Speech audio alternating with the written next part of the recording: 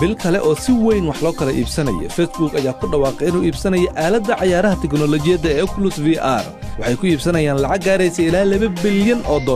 balse dadka oo dhan kuma faraxsano ninka sameeyay ciyaarta Minecraft Marcus Persson oo kamid ahaa dadkii u tabarucay lacag Oculus markii la dhisayay ayaa arintaasi ku gacan sayray waxa uu joojiyay casriyeyn uu ku sameyn lahaa qalabkiisa ciyaarta Oculus isagoo sheegay in Facebook uu meesha ka saaray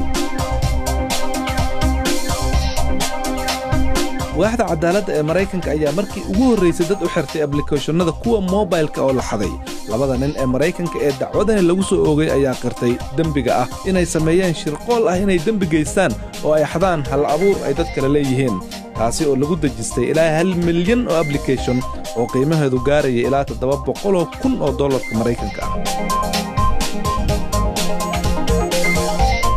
Apple ayaa sheegtay inay doonayso inay wajiyo kala duwan oo badan ay ku kordhiso hanaanka fariimaha gaaban ee loo yaqaan emoji icons inta badan wajiyada ka muuqda hanaanka ayaa ah dad cad marka laga reebo laba ka soo jeeda Aasiya sawir qaf madow kuma jira waxyaabaha halkaas ku jira waxa ansixiyay urur ay wadaagaan dhowr shirkad oo dhanka tiknoolajiyadda ah